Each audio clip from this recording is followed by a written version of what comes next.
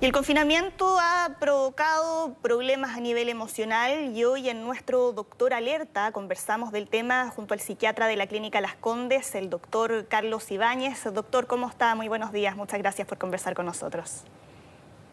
Muy bien, muchas gracias por la invitación. Ahora que varias comunas ya iniciaron el desconfinamiento y que se está hablando de esta fase paso a paso, ¿qué tipo de impacto psicológico puede tener todo ese proceso y cuáles serían los trastornos de ánimo más recurrentes junto con el desconfinamiento? La verdad es que el proceso que estamos viviendo recién podemos decir que está cambiando de etapa, ¿no? El confinamiento que está disminuyendo en intensidad puede hacer que en este momento nos demos un poco más de espacio para darnos cuenta qué significó para nosotros todo este tiempo de estar encerrados, ¿no? Y cómo esto nos ha ido afectando. Cuando estamos más estresados, no tenemos el espacio para siquiera permitirnos pensar tanto o darnos cuenta cómo nos sentimos.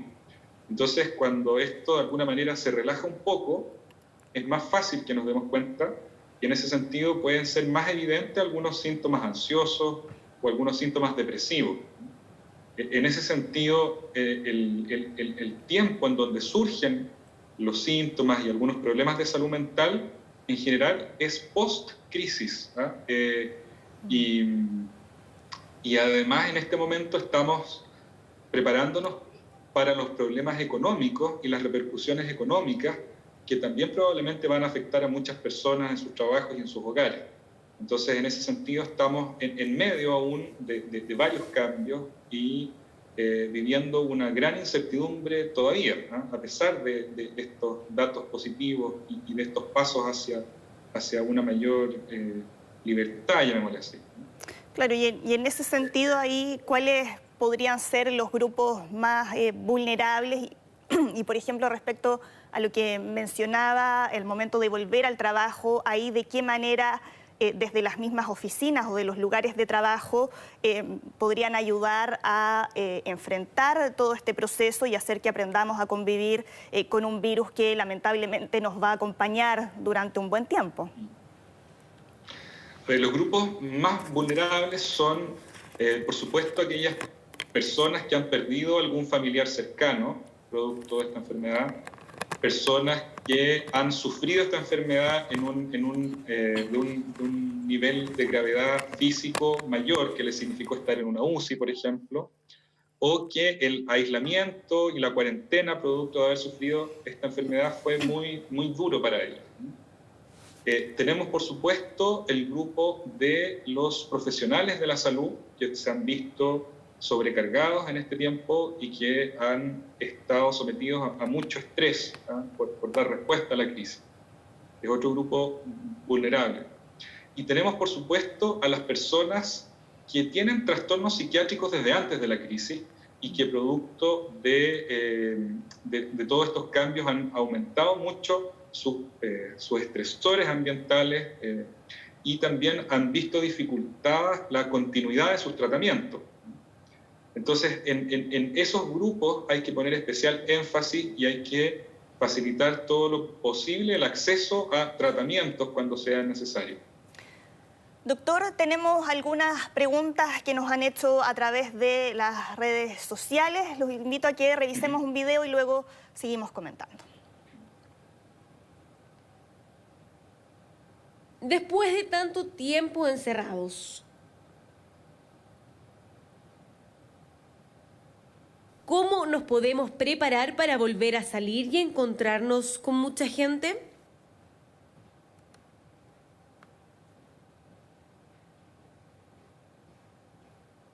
¿Qué hacer con el miedo a contagiarnos?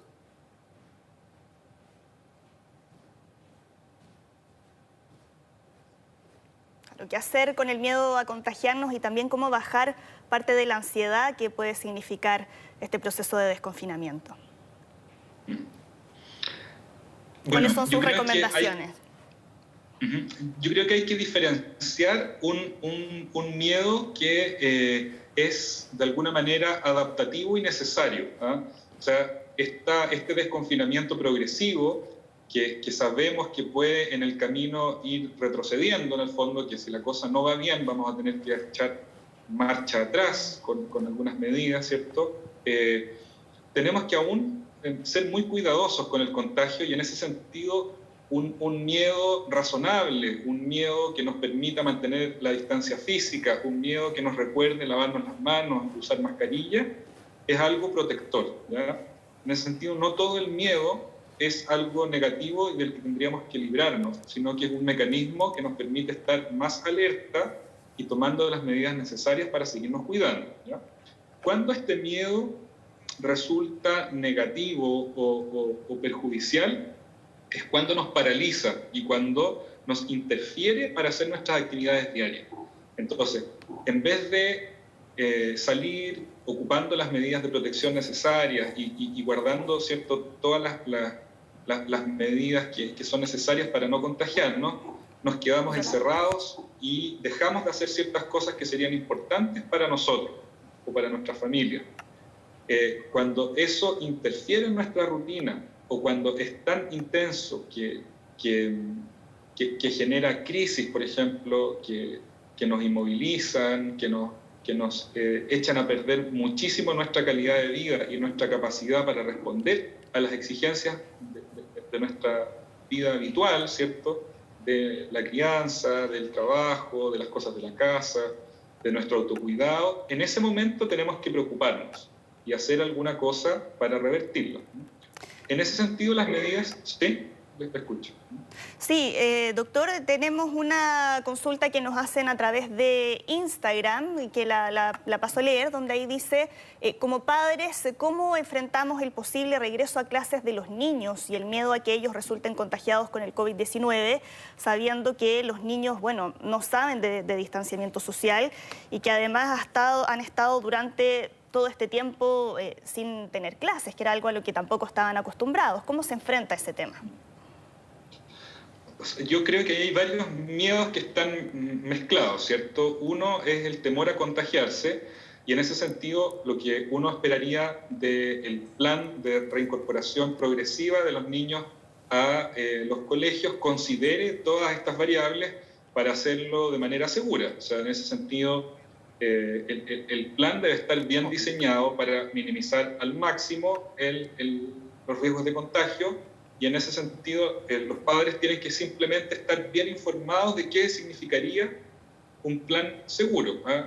Por supuesto que eso incorpora que no pueden volver todos al mismo tiempo, que no todas las zonas del país van a ser simultáneas, que se debe considerar la dificultad de los niños para mantener el distanciamiento físico, etc. Entonces, esa es una parte del temor, que en el fondo la forma de manejarlo es informarse bien y participar en ese tipo de decisiones en sus colegios, en su comunidad escolar, de manera organizada, e ir generando, ojalá, algo colaborativo con las autoridades locales, ¿no?, para hacerlo de una manera lo más participativa posible y de una manera que resguarde estas cosas que son bien evidentes, ¿cierto?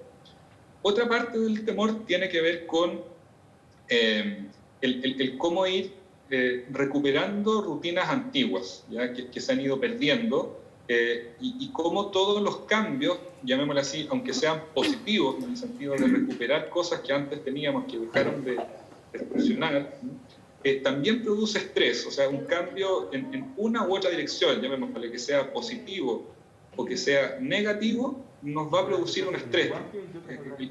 Es propio, que significa tener que adaptarnos, tener que modificar nuestras conductas, tener que esforzarnos para eso.